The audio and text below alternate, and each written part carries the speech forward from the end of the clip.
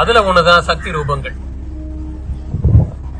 ஒவ்வொரு சக்தி ரூபங்களை நம்மளால உணர முடியும் அப்படின்னா அதுங்களாலே நம்மள உணர முடியும்னு அர்த்தம். அந்த சக்தி ரூபங்களுக்கு நம்மளால அதுங்களை உணர முடியும்ன்றது தெரிஞ்சிருச்சுன்னா அதுங்க நம்ம கிட்ட பேச ஆரம்பிக்கும். ஒரு அமாவாசை இரவு பாத்தீங்கன்னா பிராக்டிஸ் பண்ணிட்டு இருந்தேன்.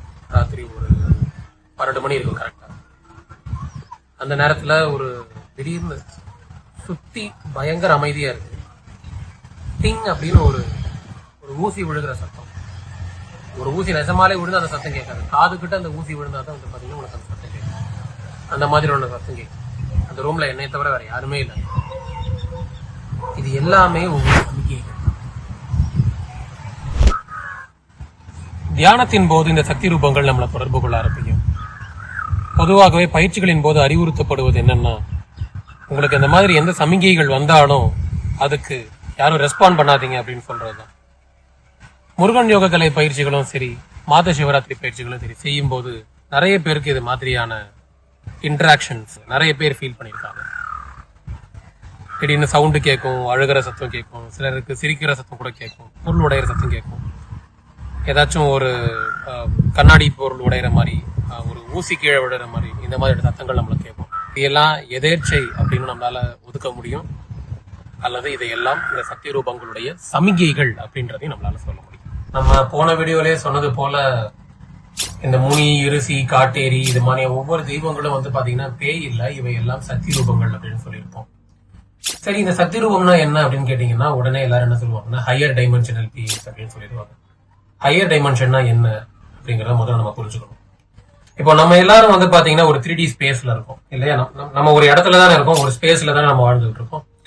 இதை மேத்தமெட்டிக்கலா சொல்றோம்னா XYZ அப்படின்னு 3 கோஆர்டினேட் ஆக்சஸ்ல நமக்கு இந்த நம்முடைய எல்லா நகரத்தையும் சரி எல்லா பாயிண்ட்ஸையும் சொல்லுவாங்க. இது ஒரு டைமென்ஷன். இதுதான் நம்ம பாக்குற 3 டைமென்ஷன்.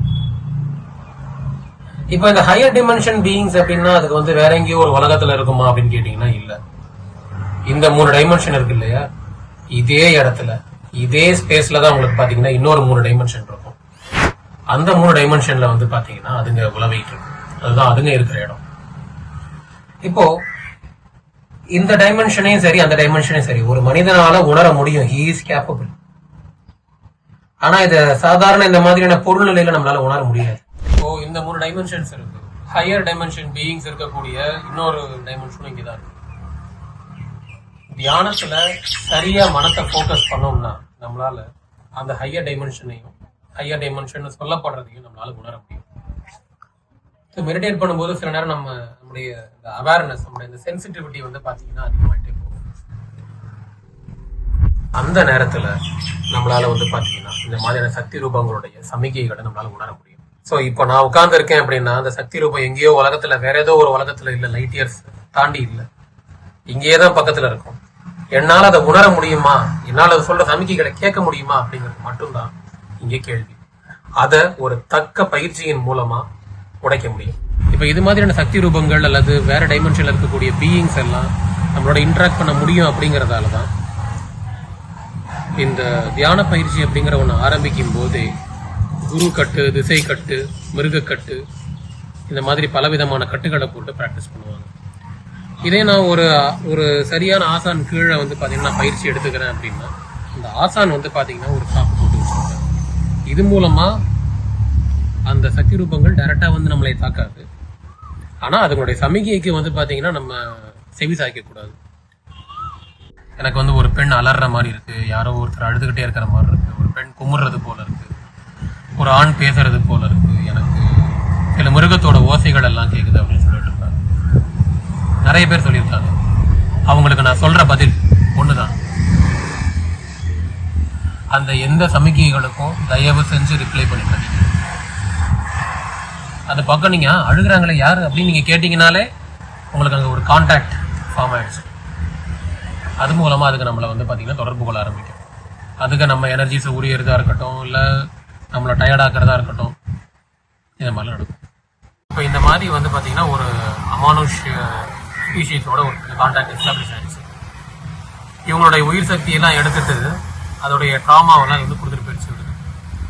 இப்ப இந்த ட்ராமாவெல்லாம் இவரை என்ன பண்ணணும், இந்த ட்ராமாவும் இவருக்கு இந்த சக்தியெல்லாம் போனது, உயிர் சக்தியெல்லாம் போனது ஒரு டயர்டாகவும் இருப்பாருங்களா, இந்த ட்ராமாவெல்லாம் என்ன பண்ணுன்னா இவரை பிசிக்கலாகவும் சைக்கலாஜிக்கலாகவும் டிஸ்டார்ட் பண்ணி விடும். அதுவும் யோசிச்சுக்குங்க, உடலே இல்லாத ஒரு அருவத்துடைய ஒரு ட்ராமா வந்து எப்படி இருக்கும் நீங்க யோசிப்பாரு.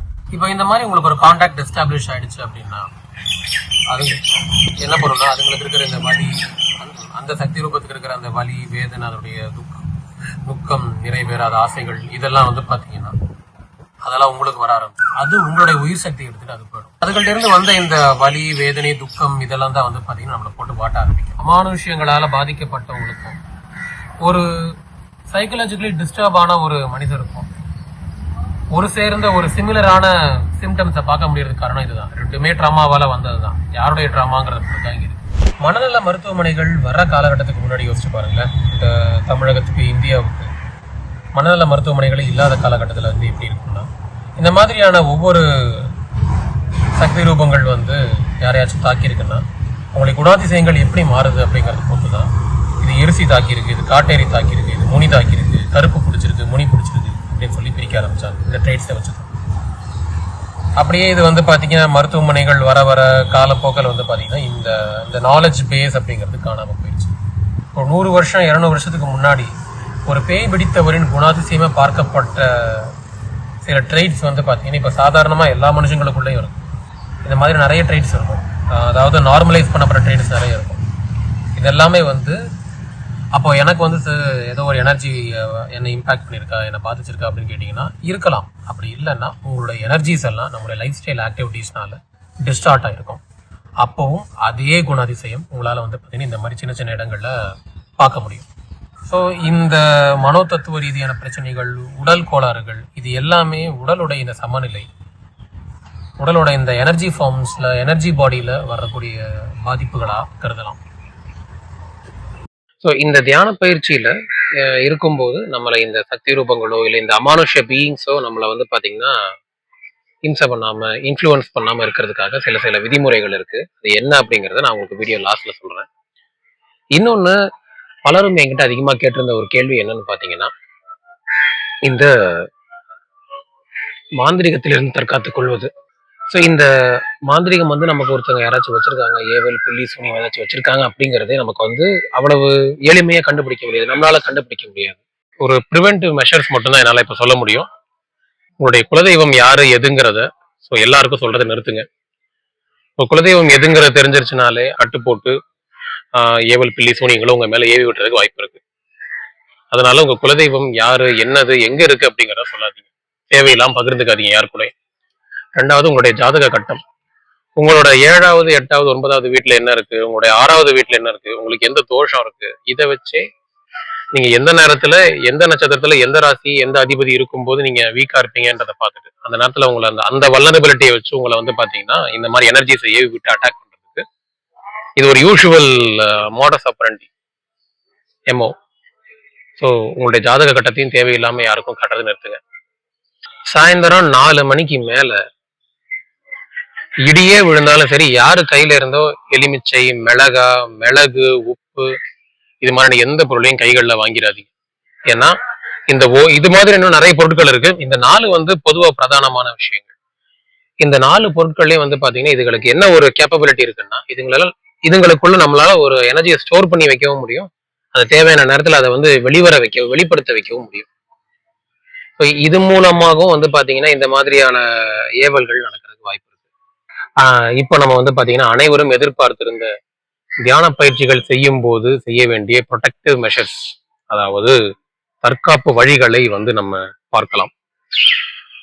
முதல்ல இந்த மொட்டை மாடி, இந்த கார்டன், இந்த தோட்டம், துறவு, தோப்பு, இந்த மாதிரி திறந்த வெளிகள்ல உட்காந்து பயிற்சி பண்றதை நிறுத்துங்க. ரெண்டாவது, ஆலமரத்துக்கு கீழே உட்காந்து ப்ராக்டிஸ் பண்றது, இது எல்லாத்தையும் நிறுத்துங்க. இங்க எல்லாமே வந்து பாத்தீங்கன்னா மோட்டல் ஆஃப் எனர்ஜிஸ், இதெல்லாம் சக்தி ரூபங்கள், அமானுஷ்ய பீயிங்ஸ் அதிகமா வாழக்கூடிய, அட்ராக்ட் ஆகக்கூடிய ஒரு இடம் இவையெல்லாம். இன்னொன்னு இந்த நீர்நிலைகள், கோவில் தெப்ப குளங்கள்ல நான் சொல்லல, சாதாரண கிணறு அல்லது ஒரு குளம், குட்டை, இந்த மாதிரியான இடங்கள்ல உட்காந்து ப்ராக்டிஸ் பண்றதை தவிர்த்துருங்க. காட்டு பகுதிகளில் உட்காந்து ப்ராக்டிஸ் பண்றது, இந்த புதர்கள் கிட்ட உட்காந்து ப்ராக்டிஸ் பண்றது, இது எல்லாத்தையுமே கூட தவிர்த்துருங்க. அடுத்தது சுடுகாடு, தகன மேடை, இந்த மாதிரியான இடங்கள்ல உட்காந்து பயிற்சி பண்ணாதீங்க. நான் ஒரு அகோரியா மாற விரும்புறேன், ஒரு பைரவ சாதனால இருக்கிறேன். நீங்க எந்த சாதனாவில் இருந்தாலும் அந்த மாதிரி இடங்களை உட்காந்து ப்ராக்டிஸ் பண்ணிடாதீங்க. அந்த எனர்ஜிஸையும் அந்த சக்தி ரூபங்களையும் ஹேண்டில் பண்ணக்கூடிய திறம் வந்த பிறகு அதை பார்த்துக்கலாம். அது வரைக்கும் அந்த மாதிரி யாரும் பயிற்சி பண்ணி ட்ரை பண்ணிடாதீங்க. உங்கள் குலதெய்வம் அல்லாத சிறு தெய்வ கோவில்கள், உங்களுடைய ஆசானோ உங்களது குருவோ இந்த கோவில போய் நீங்க இந்த சிறுதெய்வ கோவில போய் நீங்க ப்ராக்டிஸ் பண்ணுங்க அப்படின்னு உங்க குலதெய்வம் அல்லாத வேற ஏதாவது ஒரு சிறுதெய்வ கோவில சொல்ற வரைக்கும் சிறுதெய்வ கோவில்கள்ல பொதுவா உட்காந்து ப்ராக்டிஸ் பண்ணாதீங்க. அதுவும் குறிப்பாக இந்த காளி முதலான உக்கிரமான ரூபங்கள் இருக்கக்கூடிய உக்கிரமான சிறு தெய்வங்கள் இருக்கக்கூடிய இந்த கோவில்கள்ல, அதுவும் குலதெய்வம் அல்லாத இந்த மாதிரியான கோவில்கள்ல உட்காந்து தயவு செஞ்சு ப்ராக்டிஸ் பண்ணிடாதீங்க. இந்த ப்ரொடெக்டிவ் மெஷர்ஸ் எல்லாமே நம்மள என்ன பண்ணணும்னா, இப்போ நான் வேற எங்கேயாவது உட்காந்து ப்ராக்டிஸ் பண்ணேன்னா எனக்கு இந்த மாதிரியான எனர்ஜிஸ் எல்லாம் என்ன ஹேம்பர் பண்ணாது அப்படின்னு கேட்டீங்கன்னா, பண்ணாதுன்னு சொல்ல முடியாது. ஆனா சொன்ன இந்த இடங்கள்ல இந்த மாதிரி நேரங்கள்ல நீங்க ப்ராக்டிஸ் பண்ணும்போது உங்களை அதுங்க அதிகமா அன்றதுக்கு வாய்ப்பு இருக்கு. ஏன்னா இந்த இடங்கள் எல்லாமே இது போன்ற அமானுஷ்ய beings, higher dimension beings attract ஆகக்கூடிய இடங்கள். ஆரம்ப காலங்கள்ல நம்ம யோக பயிற்சிகள் செய்யும் போது நமக்கு வர்ற இந்த தீவினைகள்ல இருந்தும் இந்த பாதிப்புகள்ல இருந்தும் நம்மளை பாதுகாக்கிற முதல் ஷீல்ட் நம்முடைய ஆசான் குருமார்களும் நம்முடைய குலதெய்வமும் தான். சக்திகளை உணர்ந்து கட்டுப்படுத்தி ஹேண்டில் பண்ணக்கூடிய திறம் வர்ற வரைக்கும் நம்மள இந்த மாதிரியான பாதகங்கள்ல இருந்து பாத்துக்கிறதுக்கு இது ஒண்ணுதான் வழி. முறை தவறி இந்த பயிற்சிகளை மேற்கொள்றோம் அப்படின்னா அது மூலமா வர முறையற்ற விளைவுகளை நம்ம தான் சந்திக்கணும்.